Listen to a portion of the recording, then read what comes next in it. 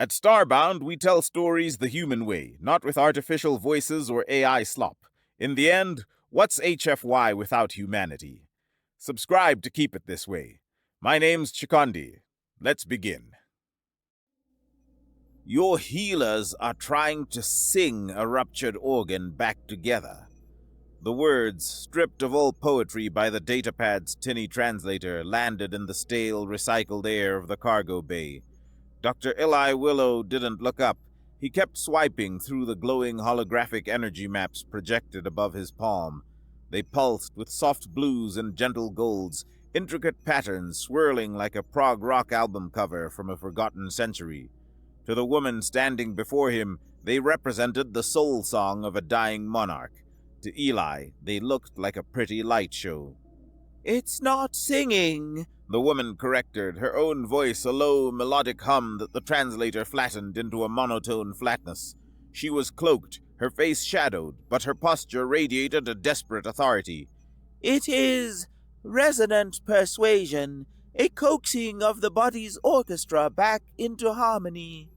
Eli snorted, a dry, rasping sound. "Right, and I'm the Easter Bunny. Look, Your Highness, Your Eminence, whatever you are. This is art. It's beautiful. It tells me nothing. I need blood work, tissue scans, pressure readings. I need data, not a symphony." He flicked his wrist and the hologram vanished. The cargo bay was plunged back into its native gloom, lit only by the humming service panels and the distant, silent ballet of ships gliding past the viewport. He smelled of stale nutrient paste and a paranoia that had steeped into his bones like marrow. "My father is the Emperor Caen Tor," she said, her voice tight. "He is dying. Our healers, the finest on Valestar, have failed. His song grows discordant. His light fades."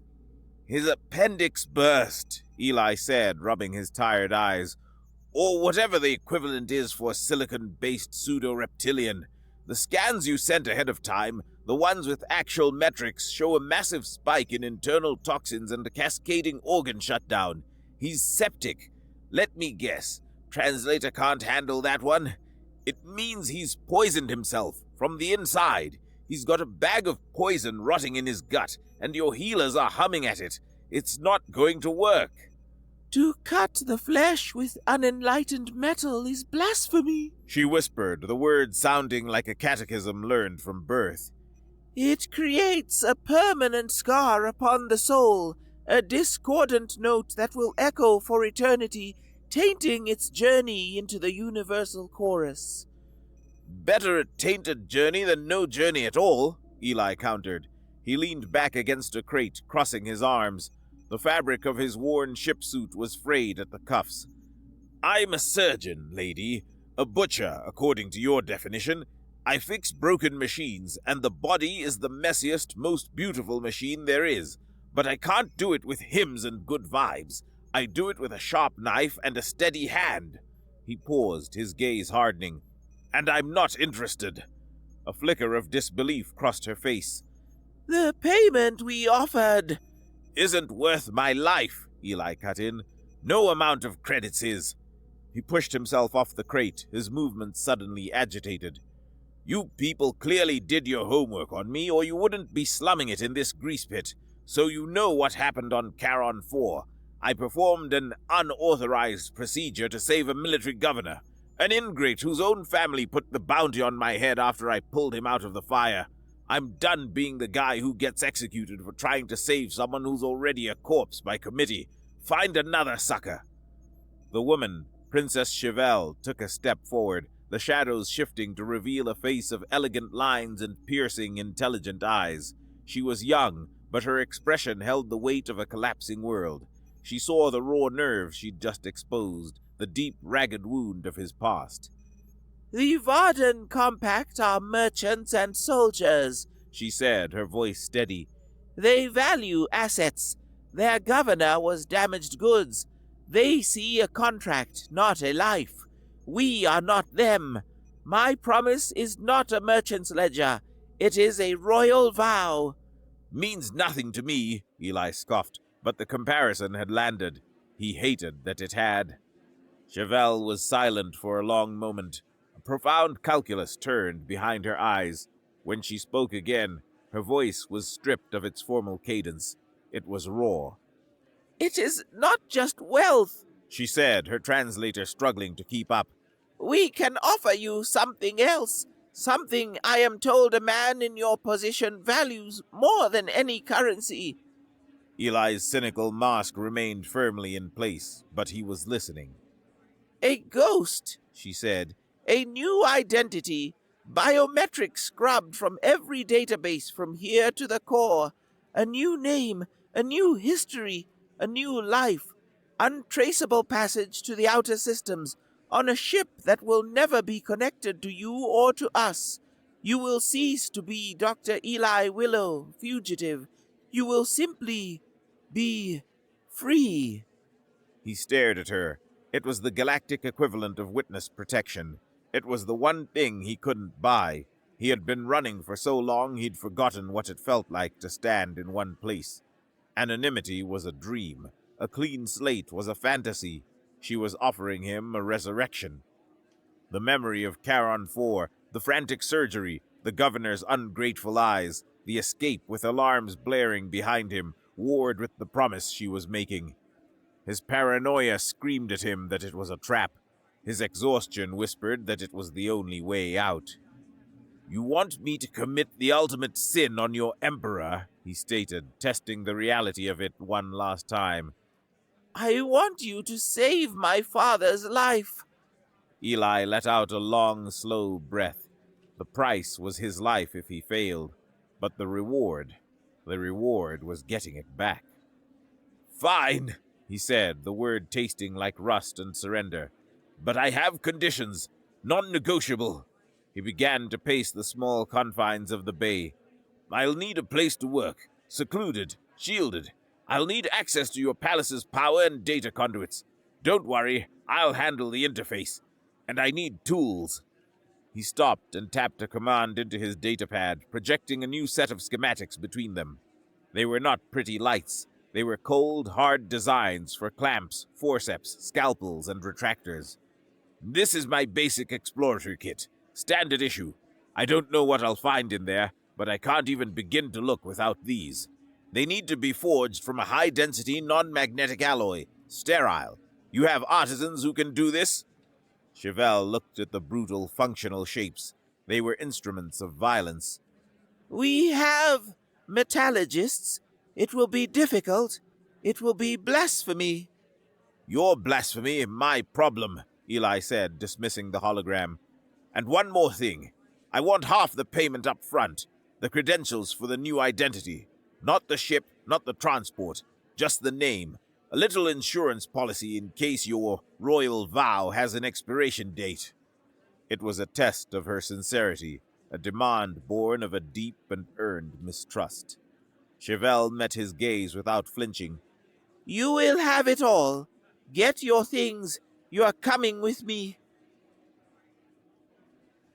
The Imperial Chamber was a place of profound and beautiful silence, but it was a sick silence. The grand sonorous chimes, a set of resonant formations that hung from the domed ceiling, were meant to echo the perfect harmony of the Emperor's life song. For centuries, their music had been the serene heartbeat of the palace. Now they emitted a low, wavering thrum, full of sour notes and jarring micro-pauses. The sound was deeply unsettling, a constant, ambient reminder of the discordance in the room's center. Healers knelt around the great suspended bed where Emperor Cyan Tor lay, their hands held over glowing focus crystals. Their soft, resonant chants, once a source of comfort, now seemed desperate, a futile attempt to shout down the rising noise of decay. To Chevelle, it sounded like a dirge. Her father was a whisper of his former self.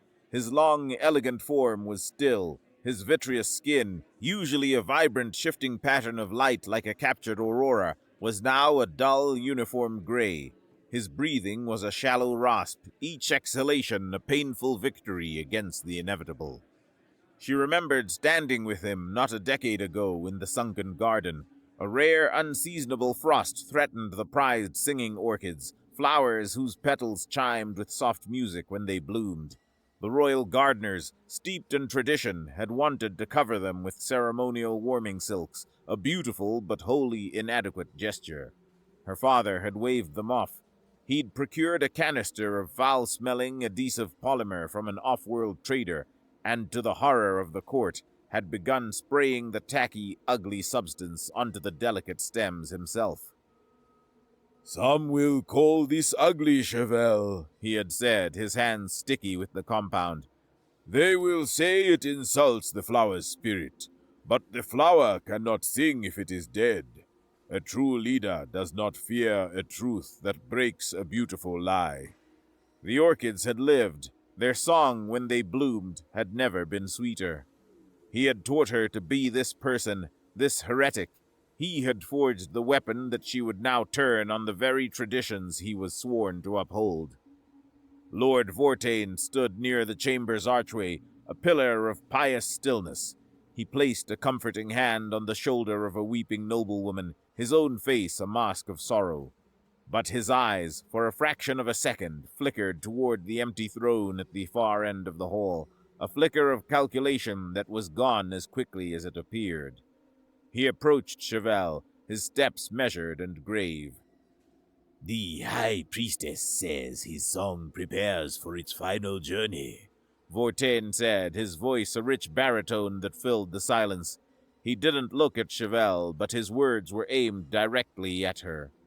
"We must not cling to the vessel, Your Highness.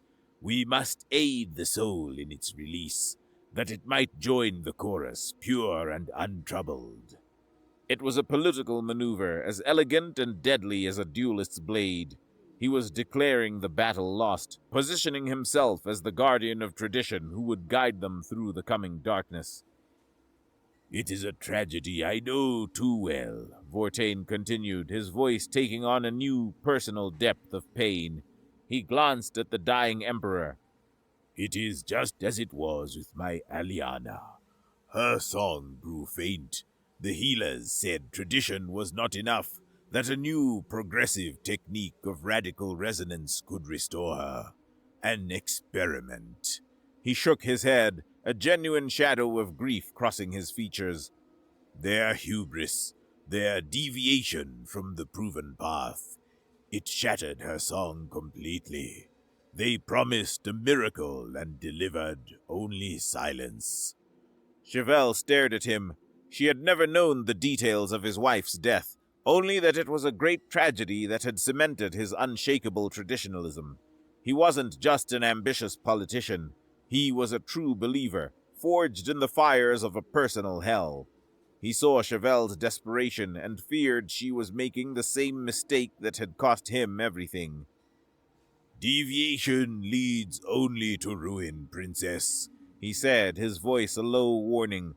"The only safe path is the one our ancestors walked." Chevelle turned to face him, her eyes as cold and hard as the jewels on her formal robes. "My father taught me that a dead flower cannot sing, Vortain," she said, her voice quiet but absolute. "I will not let his garden wither, because we are afraid to get our hands dirty." She turned her back on his stunned silence and walked out of the chamber, the weight of her father's words propelling her toward an act of unforgivable blasphemy. Heresy began in the shadows. Chevelle moved through the palace like a ghost, her heart a cold, heavy stone in her chest. Her first stop was the Ancestors' Shrine, a place so sacred that entry was permitted only to the day of one's ascension to the throne. The air hummed with the soft, collective soul song of 1,000 dead emperors. Using a key her father had given her long ago, a simple sliver of resonant crystal, she broke the seal. Inside, resting on a field of black silk, was the Kair Mor, the first emperor's ceremonial carving knife. It was forged from a fallen star, its edge reputedly so sharp it could separate a light beam. It had not touched flesh in 10 millennia. Its purpose was purely symbolic. Her hands trembled as she wrapped it in a plain cloth, the cold metal feeling like a brand against her skin.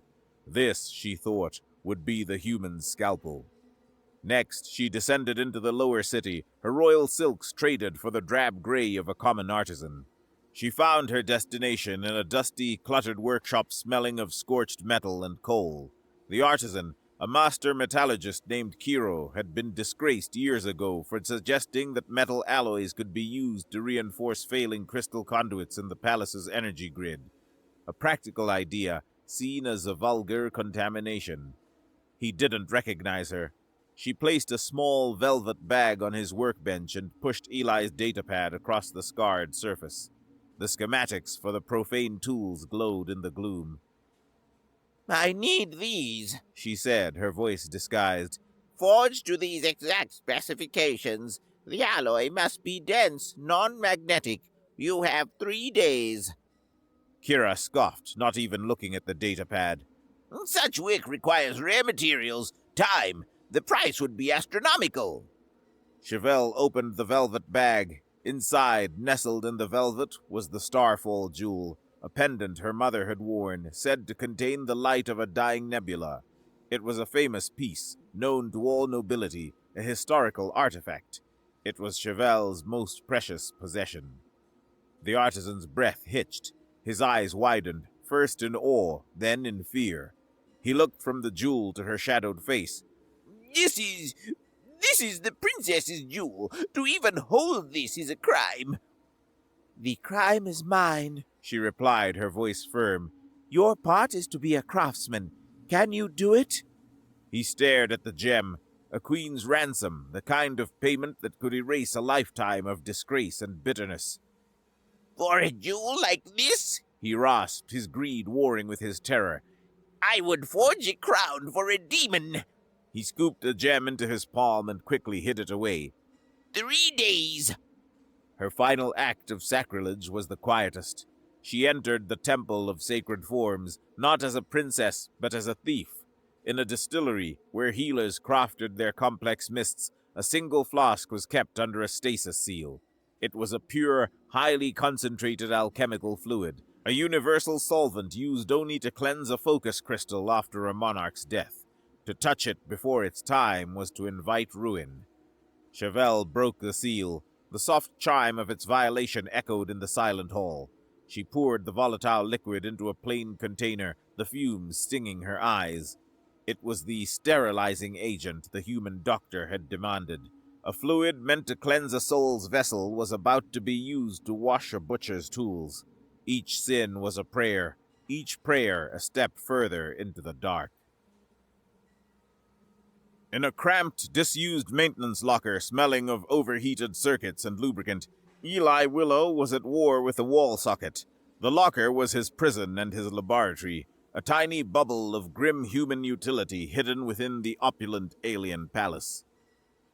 "Come on, you beautiful, useless piece of art," he muttered, trying for the 10th time to interface his datapad's power converter with the glowing, ornate port on the wall. The Valis Tari didn't use plugs. Their power transferred through resonant fields. It was elegant and completely incompatible with his brute force human tech. He'd spent the first few hours of his confinement trying to decipher this system, only to give up and do what he did best, break it and rebuild it. He'd pried open a service panel, bypassed the delicate resonant tuners, and crudely spliced his converter directly onto the main power conduit. The lights in the locker flickered erratically, and his datapad let out a protest screech, but a trickle of power was flowing. "Good enough for government work," he grunted, turning his attention to the data port. This was even harder. He needed access to the palace's network to run his pirated xenobiology database, but it was far too large to store on his personal device. After another hour of failed attempts, he realized the Valis Tari interface was sonic. They literally sang to their computers.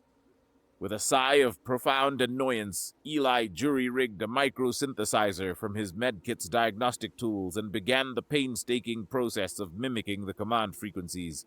It was a humiliating off-key duet with a machine, but it worked. His datapad finally connected, the screen lighting up with the familiar interface of his database. "Now we're cooking," he said, feeling a surge of satisfaction. He had his power, he had his data, and according to Chevelle, He had about 68 standard hours before the tools were ready. He hoped the Emperor had that long. He began the analysis, feeding the scans Chevelle had provided into his system. He cross-referenced the Emperor's silicon-based biology with every known life form that shared similar energy signatures. The search yielded thousands of false positives: a sentient crystal fungus from Proxima Centauri, a gas giant leviathan from the Magellanic Clouds, a silicon-based amoeba from TRAPPIST-1e. Dead end after dead end. He slumped back in his chair, frustrated.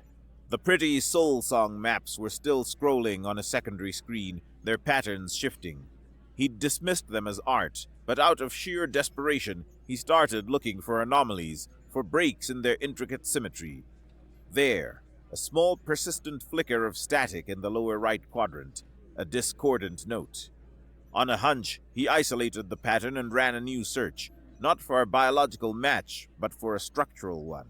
He was looking for systems, not species. He got a partial hit. Not one, but two.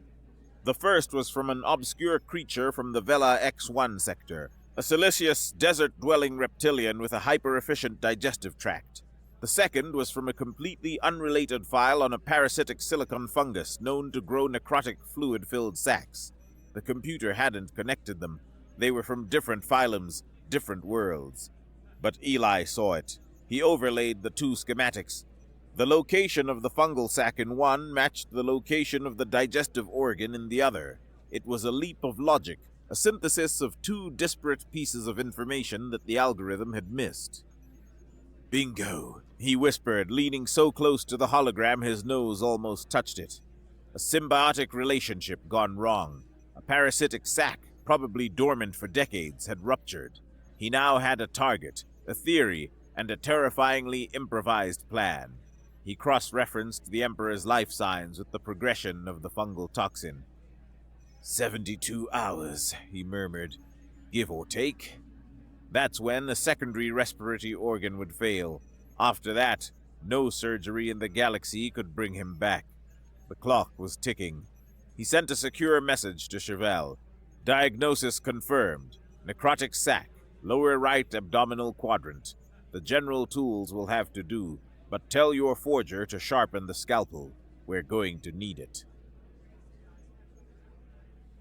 High Priestess Naya knelt in her private sanctum, her face a mask of weary devotion.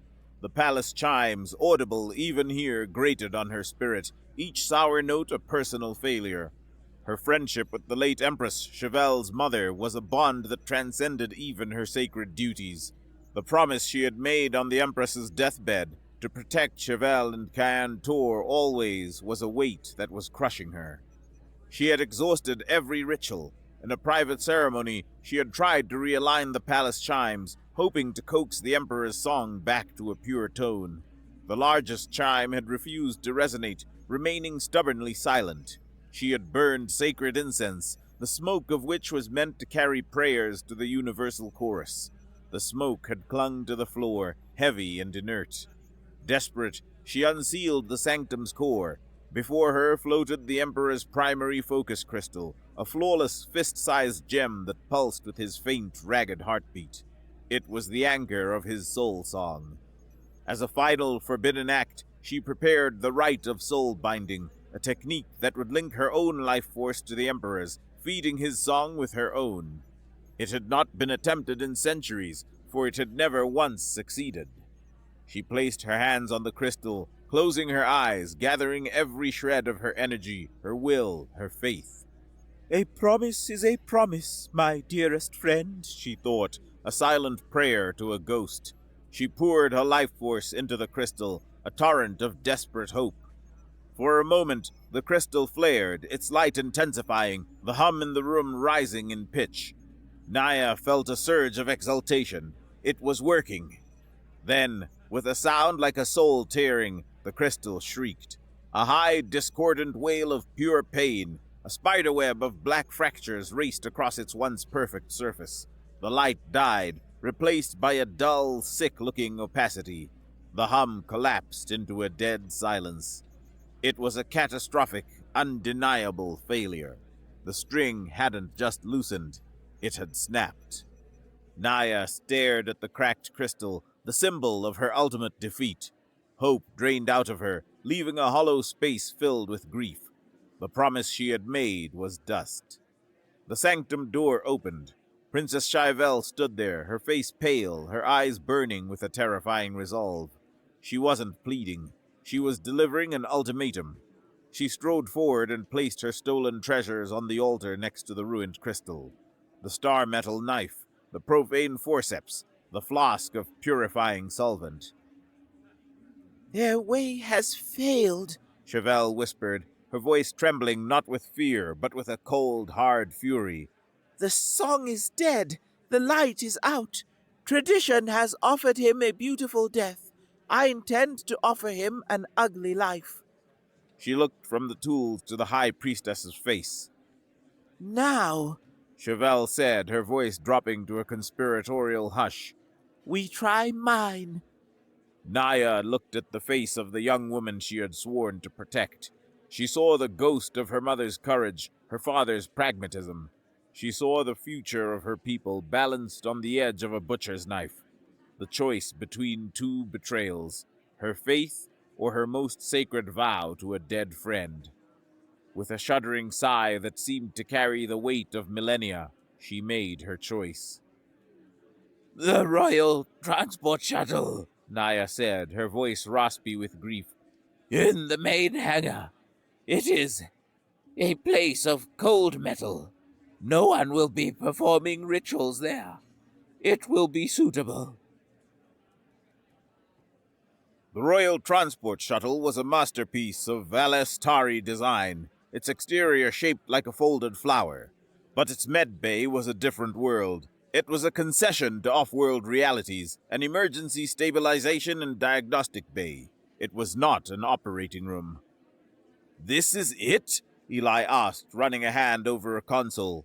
There's no surgical field generator. The lighting is for aesthetics, not incisions. The table isn't articulated. He kicked a decorative panel. This is a rich man's ambulance. We'll have to make do. He spent the next hour, a precious fraction of their dwindling time, converting the space. He rerouted the main lighting to a single harsh overhead glare. He locked the diagnostic table in place and disabled its gentle automatic rotations. He jury-rigged a suction tube from the sanitation system. It was a butcher shop now, not a bay. Naya had overseen the transport of the Emperor herself, disguised as a routine system diagnostic. Now Kyantor lay unconscious on the hard, flat table, his frail body looking alien and out of place. Chevelle stood by her father's side. Liane, a young healer Naya had brought for her steady hands and unwavering devotion, stood frozen by the door, her eyes wide with a mixture of terror and revulsion. As Eli began to arrange his newly delivered blasphemous tools, a new sound permeated the hangar. It was not an alarm, not a shout. It was a soft, pervasive chime, a gentle, melodic pulse that seemed to come from the very walls of the palace. Chevelle stiffened. What is that? Naya's face went pale. The purification sweep, Lord Vortain. He must have used the fractured focus crystal as his pretext. He is citing it as a sign of spiritual contamination. The guards will move through the palace wing by wing, chamber by chamber, ritually cleansing every room. How long do we have? Eli asked, not looking up from his work. An hour, perhaps less, Naya said. When they reach the transport wing, they will cleanse every ship, inside and out. Eli picked up the stolen star metal knife. Then we'd better get started. The chimes grew fractionally louder, a beautiful, terrifying clock counting down the seconds to their discovery. Inside the shuttle's medbay, the silence was a taut, blasphemous thing. Eli took the flask of alchemical fluid, the purifier, and poured it into a shallow metal tray. He then placed the ancient ceremonial knife and the newly forged forceps into the liquid. The reaction was immediate. The fluid hissed and steamed, boiling violently where it touched the dead metal. A thin, acrid smoke rose from the tray, smelling of scorched faith. Liane flinched back as if struck, her hands flying to her mouth.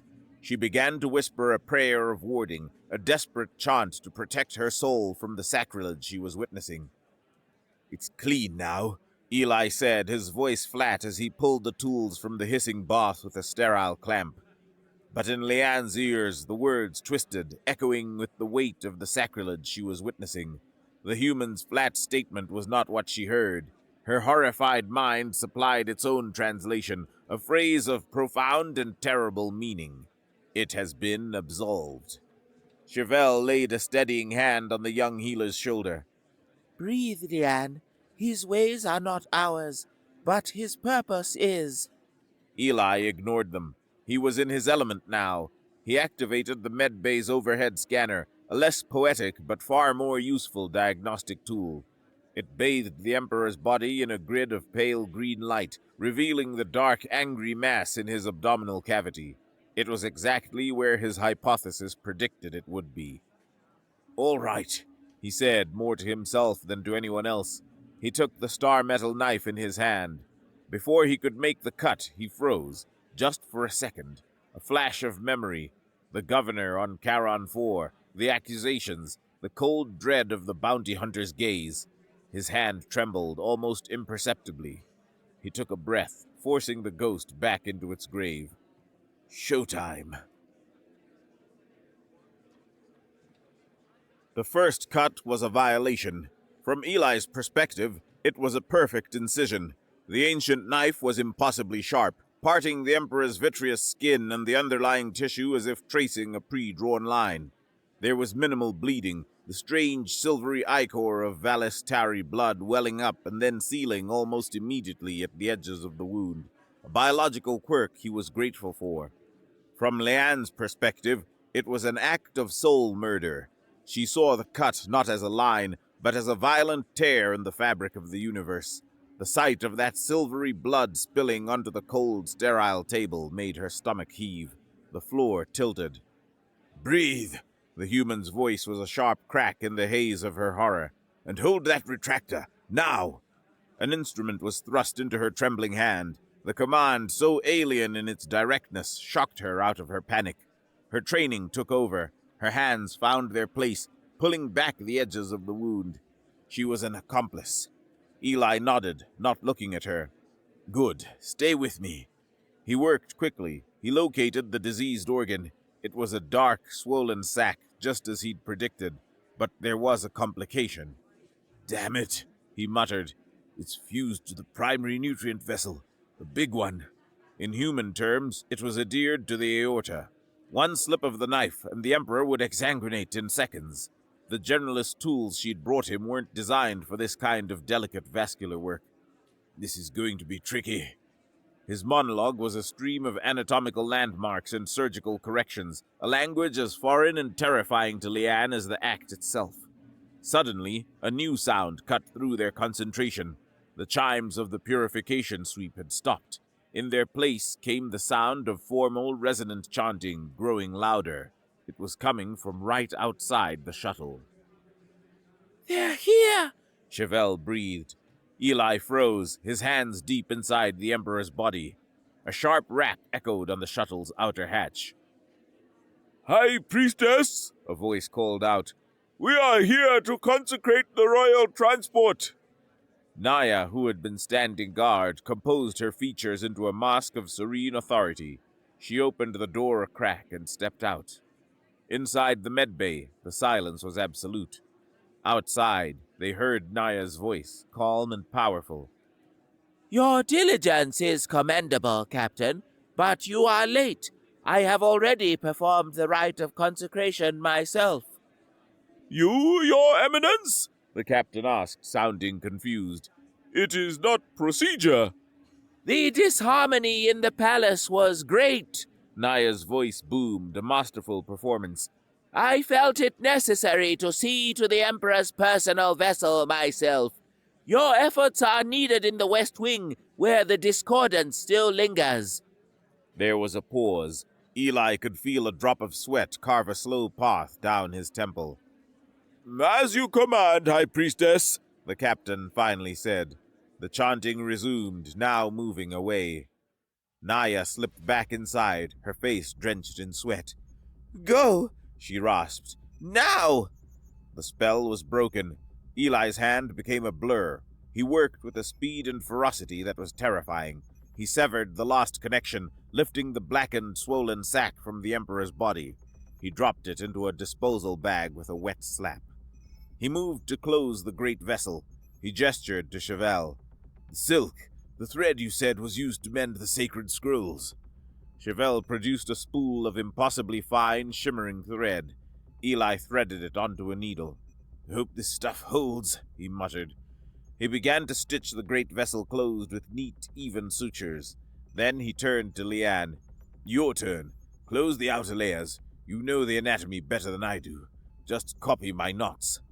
He guided her trembling hands, showing her the simple, strong knot. She followed his movements. She was feeling the strange, brutal pragmatism of it, the simple physical act of mending torn flesh, of putting things back together not with a song, but with a needle and thread. The surgery was done. The wound was closed. A neat, brutal line of shimmering silk sutures hidden behind one of Leon's traditional healing poultices. Eli stepped back, utterly spent, and more himself than he had felt in years. Leanne stared at the poultice. She had been taught her entire life that the body's song was everything. This human had ignored the song entirely. He had treated the Emperor's body as a broken thing, a collection of parts to be cut and removed and sewn back together. He had committed the ultimate act of disharmony. Yet the song was returning, faint, weakly, but it was there. The steady rhythm on the monitor was proof. A single world-altering thought bloomed in her mind, a heresy so complete it threatened to shatter her perception of reality. The Soul Butcher saved the song. Days passed. The official story, proclaimed by a relieved High Priestess Naya, was a miracle. The healers had coaxed the Emperor's song back from the brink. He was alive. But his recovery was agonizing. He was weak, in constant pain. But the pain wasn't from the incision itself, which was healing with remarkable speed. It was a deep, internal, grinding ache. It's the sutures, Leanne explained to Chevelle in a hushed, private moment, her own understanding dawning as she spoke. Our bodies know how to heal a clean cut. The song directs the mending, but it does not know what to do with this foreign thread inside him. The very thing that holds him together is a source of constant, painful discord, a necessary agony. The court was a whirlwind of public celebration and private turmoil. Lord Vortain did not believe in this miracle. A song once broken like that could not be mended. He began his investigation in secret. He instructed his most loyal temple guards to be his eyes and ears in the lower city. Look for signs of foreign contamination, he told them. Unusual requests to artisans, and look for anyone who has come into sudden, unexplainable wealth. Heresy is expensive. His breakthrough came a week later. An agent reported that the disgraced metallurgist Kiro was paying off decades of debt in solid credit chits. Vortain had Kiro brought before him. The terrified artisan confessed everything. The cloaked woman, the schematics for profane tools, the impossible payment. He described the Starfall jewel. Vortain now had his proof. He had the weapon, and he had the conspirator. Now he just needed the butcher. He followed the trail of the anomalous power fluctuations to the maintenance locker. The door slid open to reveal Eli Willow, asleep in a chair, surrounded by the profane glow of his human technology. Eli was dragged before the High Council in chains. The great chamber was electric with shock and outrage. Lord Vortain stood before the dais, his voice ringing with the fire of absolute conviction, a conviction born of personal tragedy. "Behold the source of the miracle," he boomed, gesturing to Eli. "This is a butcher, a foreign contamination who, at the behest of a faithless daughter, performed the ultimate act of blasphemy upon the sacred vessel of our Emperor." He recounted Kiro's confession, the evidence of the tools, the jewel. His words were a hammer of righteous fury. This is the same arrogant heresy that took my Aliana from me. The belief that our sacred traditions are not enough, that we must turn to new, untested, profane methods. I watched my wife's song shatter because of such hubris. I will not stand by and watch the soul of this empire suffer the same fate. He turned his burning gaze on Chevelle, who stood alone, an island of defiant silence. For the human, the unmaking, for the princess, let her be stripped of her title and confined, her heresy a lesson to all who would abandon the path of faith.